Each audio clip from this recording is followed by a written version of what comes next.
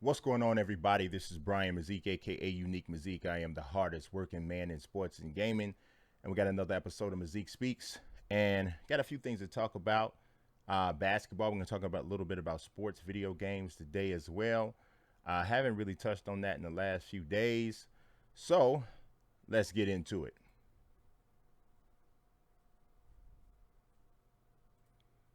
All right. So the first thing I want to talk about, guys, this is actually pretty funny, to be honest. I'm gonna be honest. This is pretty funny. It's not funny. I'm not wishing anything negative on anybody. Video games or real sports or whatever. But watching the Clippers drop Game Five, a game that I really felt like they had a chance to win after a slow start, I came away with one specific impression. Now, for anybody that didn't catch the game or whatever, the Mavericks went up 3 games to 2 with a 105 to 100 victory. The home team has lost every single game in this series. Luka Doncic was insane: 42 points, 8 rebounds, 14 assists, a steal. He did have 4 turnovers. Shot better from the free throw line, which is something that I got on him about a couple days ago. He was 2 for 3. He didn't go to the line a lot, but hey, 66.6 repeat is better than 34.9% from the free throw line, which is what he'd been shooting coming into the game. So 17 of 37 from the field, not the most efficient day, but certainly not horrible, especially when you're carrying the weight that he carries offensively. But that's not the major thing I want to talk about. I want to talk about the fact that I think I really came away from this game, this is something that I've been building up towards this. So this is not like a knee jerk reaction that I'm having based off of last night's game. But man, I'm starting to really believe that Kawhi Leonard just is not an alpha. And if you guys know what I'm talking about when we talk about that in sports, what that's about. You kind of get an idea of what I mean with that. Some guys are alphas and some guys are like really good players, but they're not alphas, right? And the you can debate whether or not this is necessary or not to be like a truly great player leading a team or leading a championship level team. But a lot of people will tell you that every team's got to have that alpha on the squad, right? Well, it's one if there's one image, and I'm sure you guys have seen this right now. I've seen this by now. There's one image that would suggest Kawhi Leonard is not an alpha. It's this one. So at the end of the game, the Clippers had an opportunity to tie the game up. They needed a three. I think it was 8.4 seconds left. Everybody obviously knows they needed three. They don't have time to do anything else. There was a play drawn up, in timeout. And the Clippers clearly sent some of their best shooters and their smartest players on the floor. So you can see 4 of them right there. It's Paul George, Reggie Jackson. That's the person whose head is cut off in this image is Paul. I'm sorry, Paul George's head is cut off in this image, and it's Kawhi Leonard. And then there's Rajon Rondo. The shot that Kawhi Leonard ended up getting towards the corner was a terrible shot. It did not look like something that was actually called. It looks like when you call a play in 2K and the AI don't send the players where you think they should send them, and you just end up forcing up some smothered shot. That's what that looked like. That's exactly what that looked like.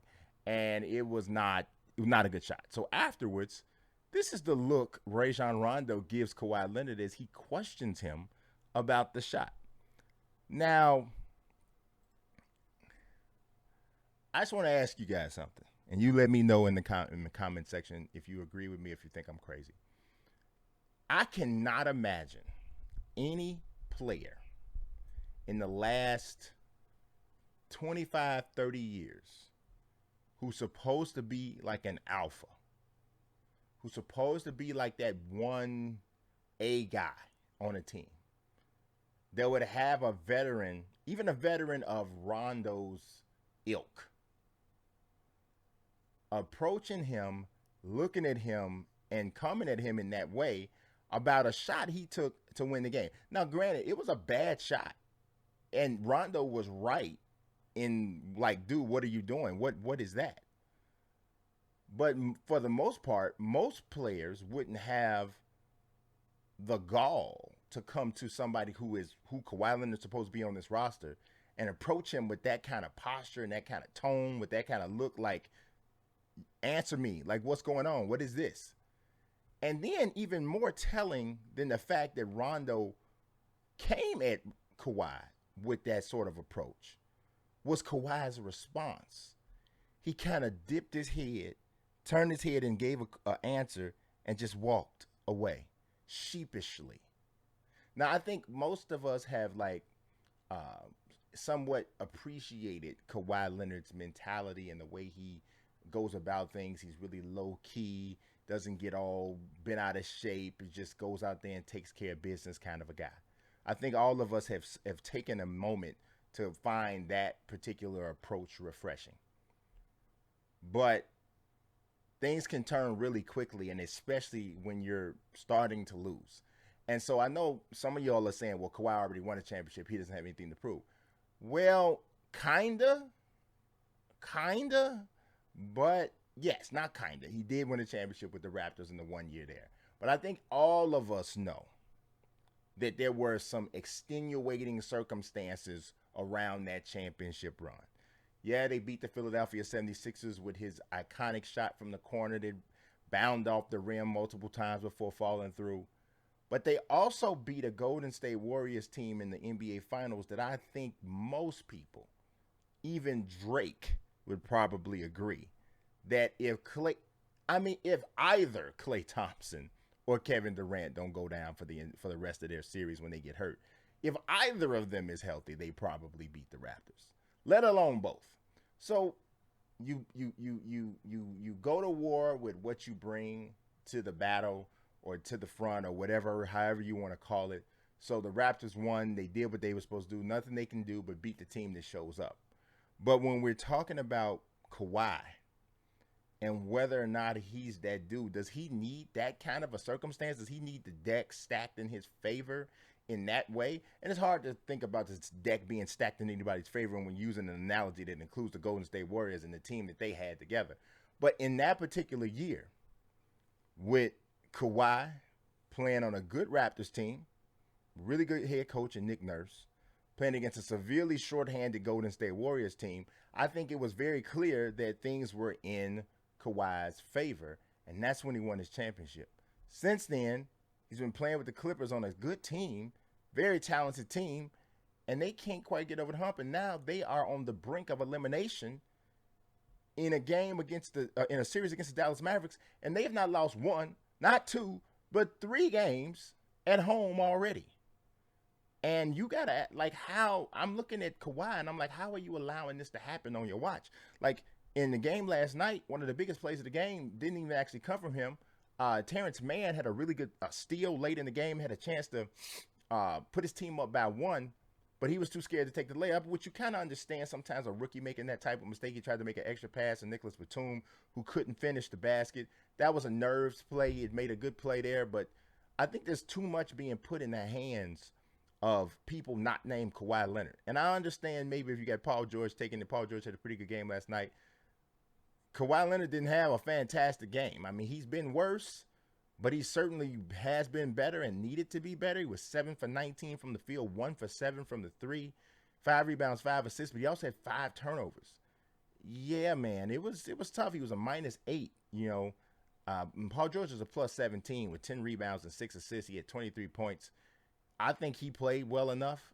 It was Kawhi Leonard, and I just am not sure, guys, if that gentleman, as peaceful and nice as he may be, I'm just not sure if that dude's an alpha. All right, let's move on. Let's talk about my main man, Derrick Rose. If y'all know me, y'all know that's my guy. The Knicks got eliminated last night.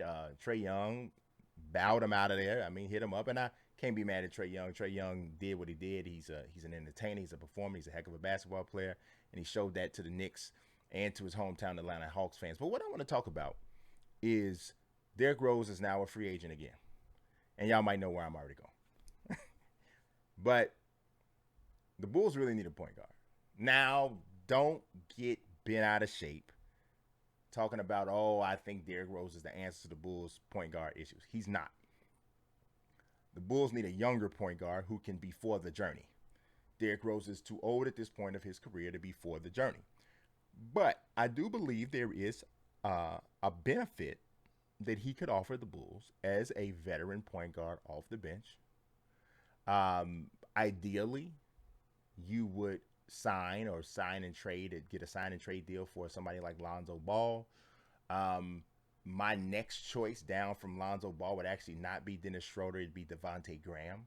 And if I couldn't get him, I would go with TJ McConnell as my point guard. He probably wouldn't start. I'd start Kobe White, and I would charge Derrick Rose and continue with Maurice Cheeks to kind of help continue to try to develop Kobe White as much as possible. And then maybe we look at adding the point guard again next year if they have to. But that's the way they have to approach this. You can't just throw the wrong amounts of money at people for long periods of time, and they're not the guy. So if you can't get Lonzo Ball this year, then to me, you can't definitively say you're going to find your point guard of the future. That's the guy in terms of in free agency or in a trade. So I don't know. I think that Derrick Rose could have a spot with Chicago. I don't know. I'm not saying that they're thinking about it, but I know I'm not the only one thinking about it because my man Lawrence Holmes from 670 to Score tweeted this yesterday. He said and he did this as a response. So he quoted Malika Andrews of ESPN. He said, who tweeted Derrick Rose on his future with the Knicks in part. And Rose said, "That's not up to me. That's up to the front office. Who knows if I may be back? But I would love to come back. Who wouldn't want to play for the Knicks or be in New York?" Gotcha. Understand. I know that he likes it there. We'll talk about that in a second. But Lawrence Holmes, in his comment, says, for his whole Bulls career, what did we always say he needed? A dynamic two guard or a versatile big? Guess who has both now and needs a point guard? So clearly, Mr. Holmes is talking about the Chicago Bulls. He's referring to Zach LaVine. He's referring to Nikola Vucevic. And I do think that that would be a nice little way to kind of just have a nice trio of players to finish games, to play smartly, and to be weapons on the floor, to be totally honest. Just to be weapons on the floor. I think that I don't know. I know some of this is my fandom for Derrick Rose. So I will readily admit that. I love Derrick Rose is my favorite player of all time. He's not the best player of all time. There's a big difference between the two. A lot of people need to realize there's a difference between your favorite and who is actually the best. Derrick is my favorite player of all time. Would love to have him come back to my hometown team and help lead them to, just leading them to the playoffs, help lead them to the playoffs would be fantastic. Help lead them to an NBA championship, even as a six-man,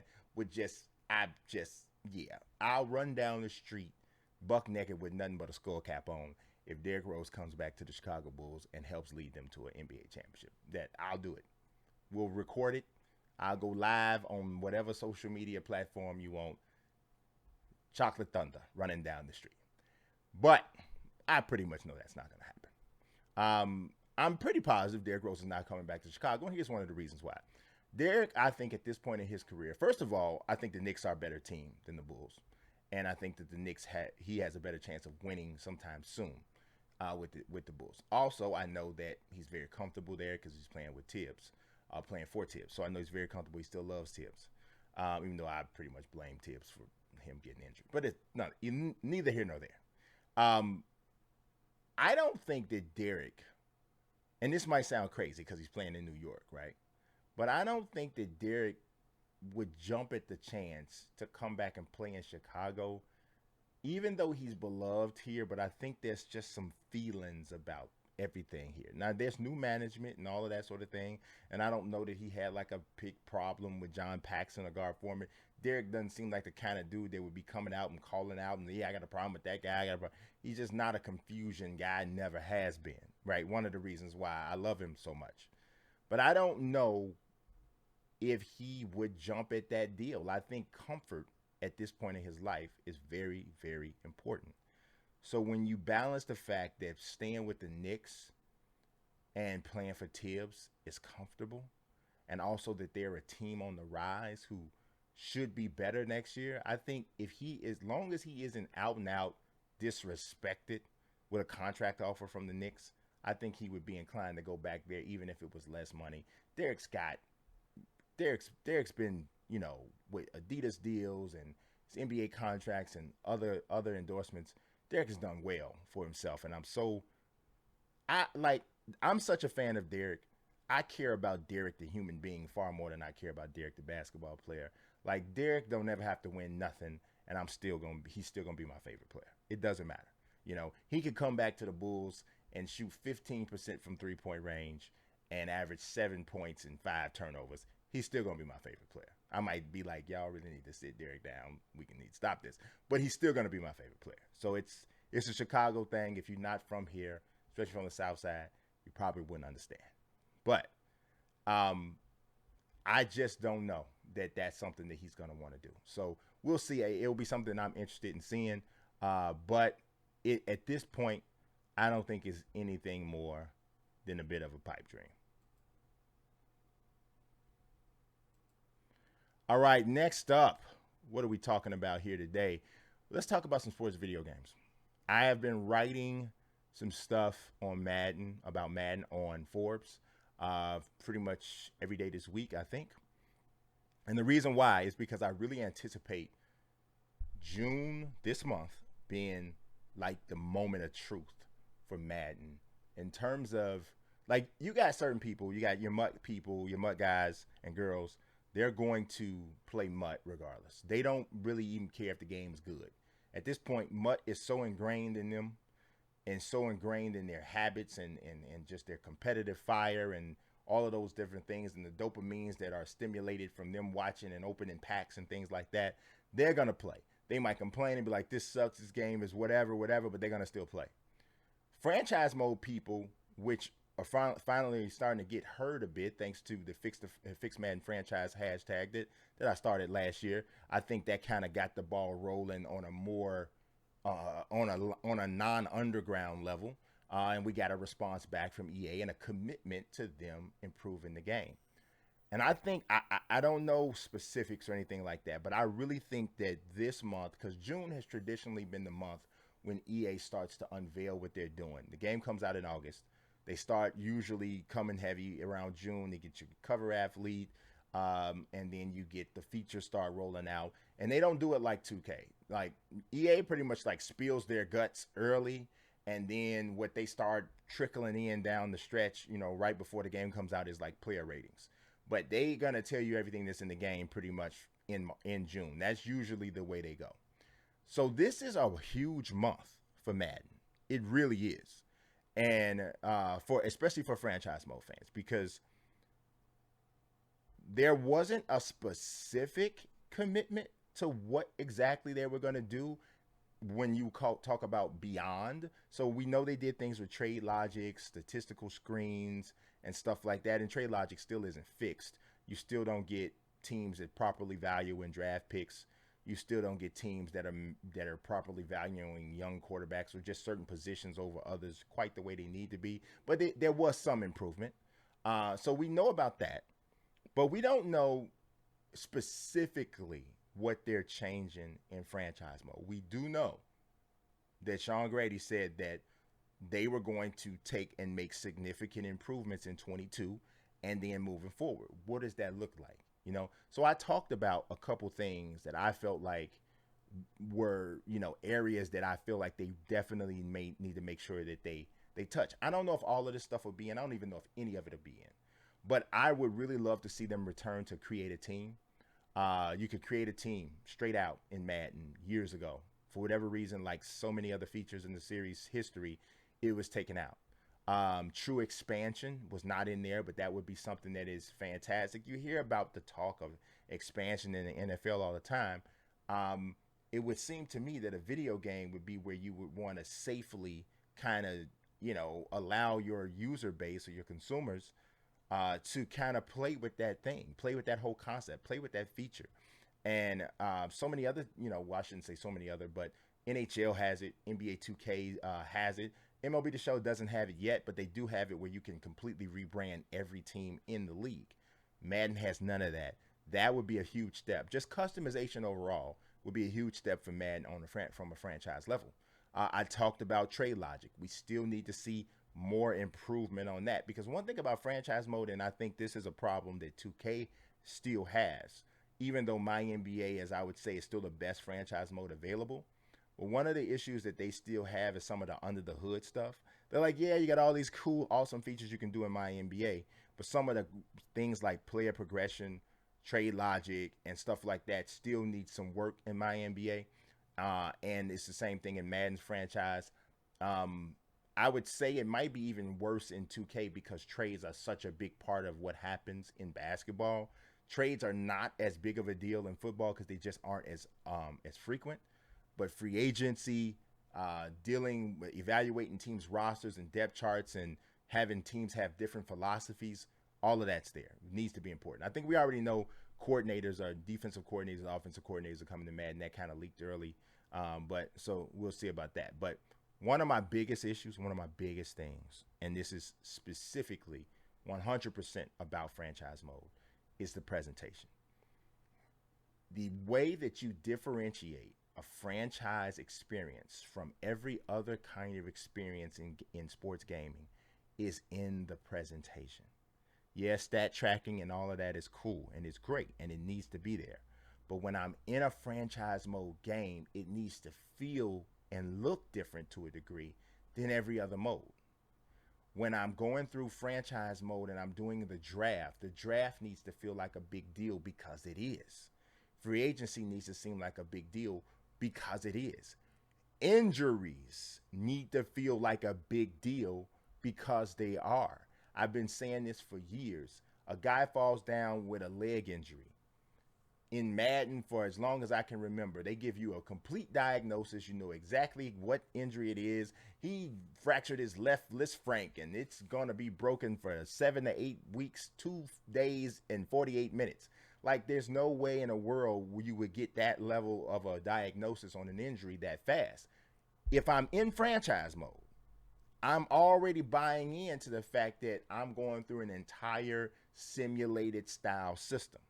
I would love to have the option to not find out the severity with like a slider I can put at the beginning of my franchise mode, the beginning of the franchise mode, the whole setup. Are injuries unveiled realistically or immediately? Because we know you get hurt on Sunday, the MRI goes on Monday, and sometime on Monday or Tuesday you find out the severity of the injury. People give you different kinds of hints. They say, "Oh, it looks like it's a severe knee injury," and more times than not, they're right, or they're in the right ballpark. But every once in a while, they say it looks like a severe knee injury, and it's not as bad as was originally believed. Imagine if that sort of storyline stuff was just built in just into the way that injuries were conveyed in the game. It's that type of presentation that you need. Halftime shows.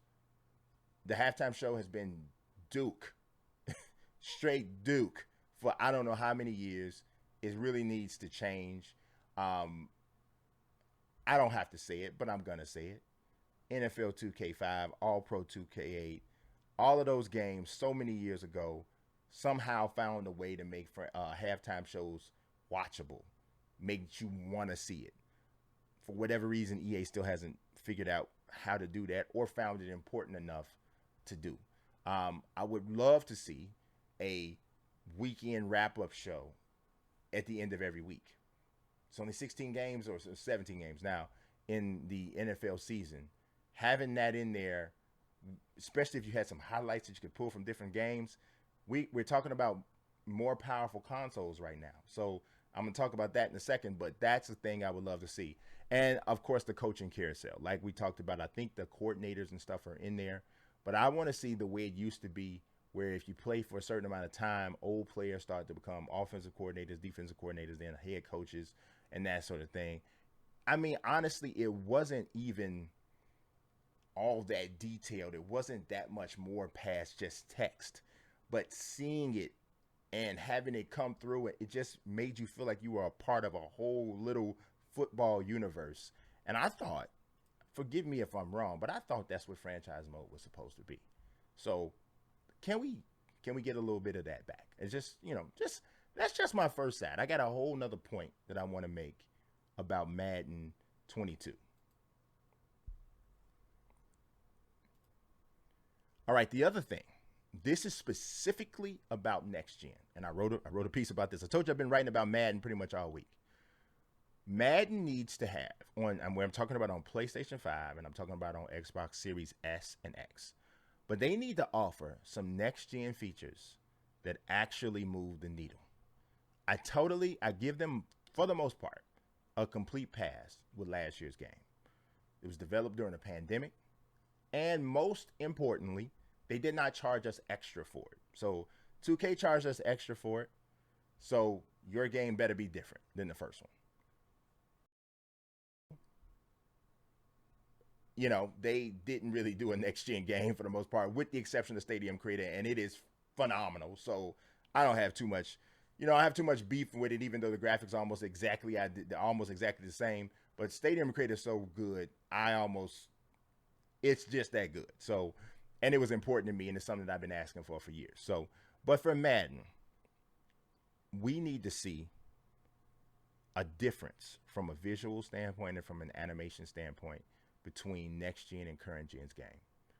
To just have it be an incremental increase from a visual standpoint, I don't think that's going to check the box. And I know graphics are not everything, but they still do matter. No matter how much people try to tell you that they don't, they still matter. They still matter. It's what makes you initially take that second look at a game. It may not keep you there if the gameplay is trash, but sometimes it'll give a game a little bit longer of a leash because it just flat looks great. So that's something that definitely needs to be addressed. I would love to see exclusive modes with the next gen. So similar, like I said, the show has Stadium Creator. You can't get that in anything else. But maybe if they bring back the mini games, which is something I would love to see in franchise mode, what if the mini games are only in the PlayStation 5 and Xbox Series S and X version? Now, I know a lot of you guys and girls who are still on PlayStation 4, still on Xbox One X and all of those are still going to be like, well, what about us? More of the fan base still has these systems. I get it, and I'm not saying that, but at some point, the developers and the publishers have to create a gap between the version of their game that is on a superior system and the one that is on the older console. Because if you don't, then you get people saying, well, what's the point of me buying this new system? And of course, they want to sell new systems, right? And so you have to make it a difference. Because if you don't make a difference, if you don't make a big enough difference, then the people who have the new system are like, it makes no sense in me buying this. It makes no sense in me going or upgrading because these games are pretty much the same. So they got to create a gap. So I'm not upset with them about that. It's just a bumpy transition anytime you go from one console generation to the next. And this is one of the things. The other thing wouldn't mind to see, and I talked a little bit about this, is exclusives to franchise mode. So you said you were going to go hard with franchise mode.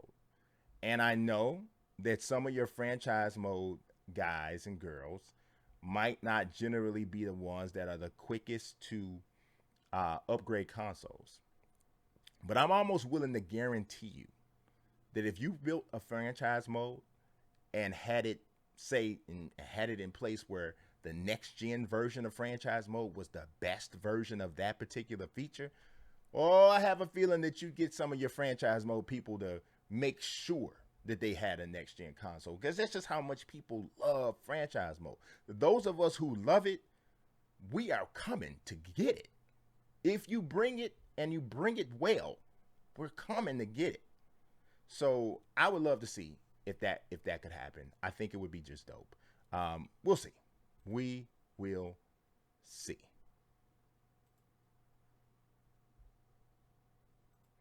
All right, my last topic is still sports gaming, and we're going to go a little bit further out of the box here. I'm going to talk about WWE 2K22. So WWE, for those of you who don't know, I've always been a pretty big wrestling fan. Pretty big is probably not accurate. At one point in my time, I was a maniacal wrestling fan, and I've never not been a wrestling fan, really. I mean, I don't like all promotions necessarily, but I'm a big wrestling fan. So. And I always am a fan of the wrestling games, the old Aki One's WWE No Mercy, and WCW NWO Revenge, and WrestleMania 2000. Those are like the best ones ever from a gameplay standpoint. And we all had this fantasy, hopefully, that we would see wrestling games have that same type of gameplay or that same engine with today's graphics. That is like the ultimate wrestling video game fantasy. So I don't know what's going on with WWE 2K22. They're showing stuff just a bit at a time. They got a whole new campaign. It hits different. They're going to be much more transparent with what they show the fans as the game is being developed. So I think that's a great idea, especially since WWE 2K20 was so bad. Real bad. Like, I just played that game again like a couple days ago, and I was like, wow, this pretty bad, bro. This real bad, right? So one of the things that I want to see, and I wrote about this on Forbes as well, I want to see more extensive post-release coverage. And when I say coverage, maybe coverage is the wrong word. Post-release content support strategy. So right now, pretty much WWE 2K, what they do is they have DLC packages that come out. And they're usually pretty cool. And then they also have, maintenance, so patches and stuff like that.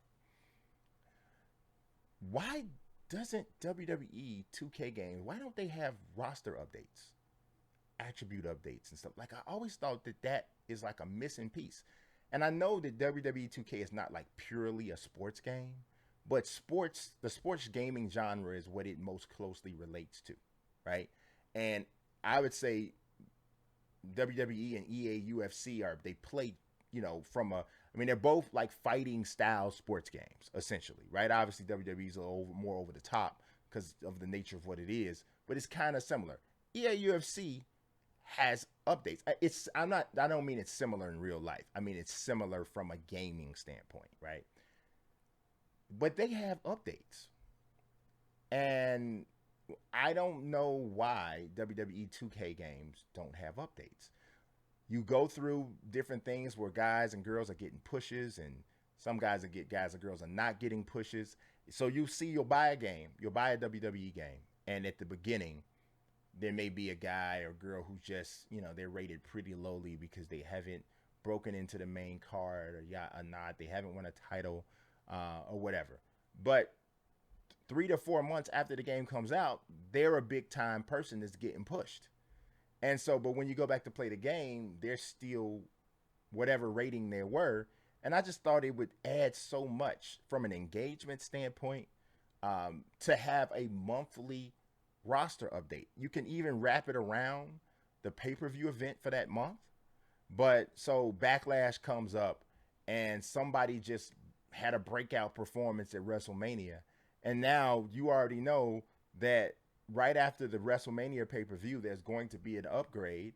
And now this person's going to be this rating or that rating or what have you.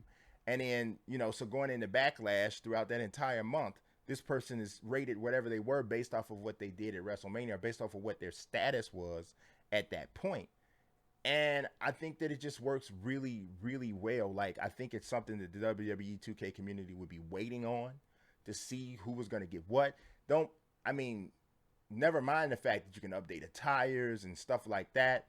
If you look at what the WWE 2K community does in terms of creations and adding people, I'm saying even if you just had somebody do it that way, like an actual WWE 2K dev or a community influencer who was actually like in charge of, or they gave them that opportunity and said, hey, you can upload this version of this person, an update, give us your SummerSlam version of Seth Rollins or something to that effect. But you made it official, right? And you recognize that, yes, this is, so you can take it through your filters and make sure that it doesn't have anything offensive or wrong in it. But something that just kind of give you an official update of the roster, I think it'd be great for recency. I think it'd be great for engagement. I think it would pump more life into the game throughout the entire life cycle of it. I think it's a good idea. We'll see if it ever happens. I'm not going to hold my breath, but they did tell us that it hits different. So I'm wondering if that is what they have in mind. Nonetheless, that's all I got for you guys today. I appreciate you watching as always. If you haven't yet liked this video, please do. If you haven't yet subscribed to the channel, please do that as well. I always put these videos back out again individually. So if you can't sit for 35 to 40 minutes or whatever to listen to me rant, you can get it in little small bits. So look forward to that. Those start to drop after midnight generally. So for my late night crew, I appreciate y'all as well. But God bless and peace.